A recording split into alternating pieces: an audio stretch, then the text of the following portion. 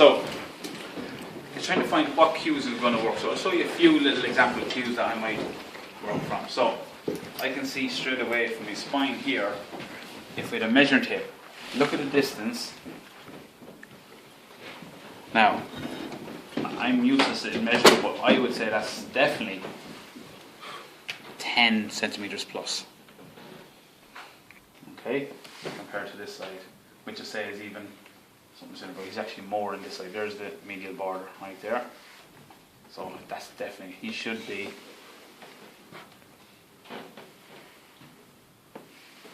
That's where he should be. Okay, so there's medial border, that's about 5 centimeters there now. If I get you to relax back then, David. Boom. So let's do our glenohumeral scapular rhythm. So if you imagine, what position am I in with the inferior angle there now? 45. 4 even moves. Okay, can you just do flexion nice and slowly as if you're bringing straight up? See what I mean by bending his armpit? Okay, he should be only here. Or sorry, at 90, did you just go 90 degrees? No, just go 90.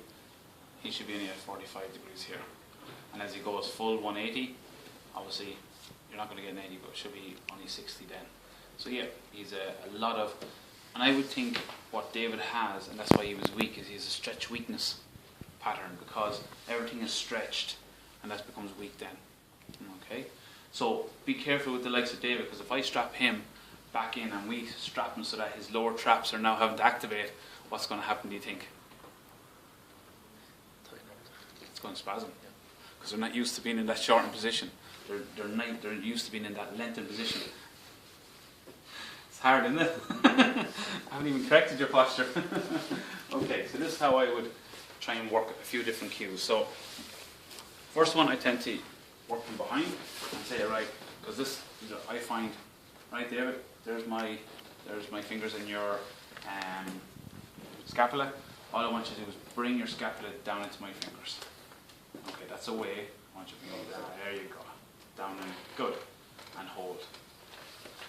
It's pretty decent. I'd hold that. Now, can you stay there? Okay, let's see for how long. Okay, good, that's the challenge. And that's basically what I'm going to strap him. I'm going to strap him in that position to give him that proprioceptive feedback to say he should be there. Okay, just go back to relax to show the difference. You know, so in a relaxed position, he should be like that, not just collapsing down. Another way we try and find, but unfortunately you'd have patients and they'll just collapse like that and you go, no, what's the position? And they go, for 2 seconds, back down again. Just go back into your bad position again. Another kind of way we use is that my 2 fingers here at the humeral head, and I want him, David, just to think about bringing your humeral head away from my 2 fingers. There you go.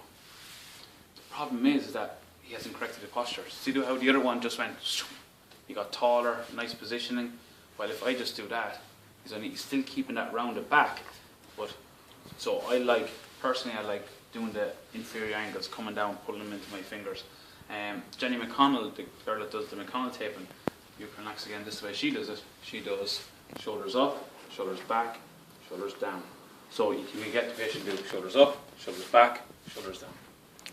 And straight away, if you ask a patient just to stand there in front of you, if they have their hands in the anterior aspect of their thigh, that's totally wrong.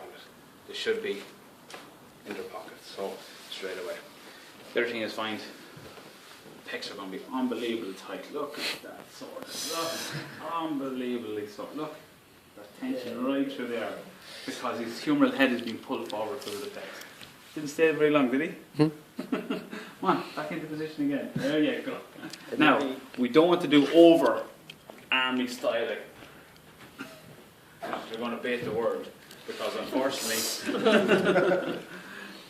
you will. So hold that position. That's pretty good. So I'm looking for the upper traps to be nice and relaxed.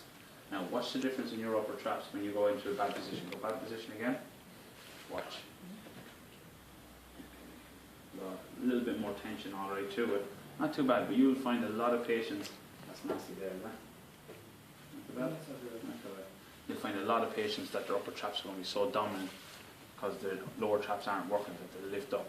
And unfortunately, when you see patients with chronic shoulders, this is what they'll do. You see this rising up pattern every single time. The shoulder should actually drop down and in for you to rise. So it should drop and then for you to lift it. What you see is a lot of these patterns. And that's the biggest problem with shoulders, it's that faulty pattern. So let's strap them and then we'll talk about how to get them into that.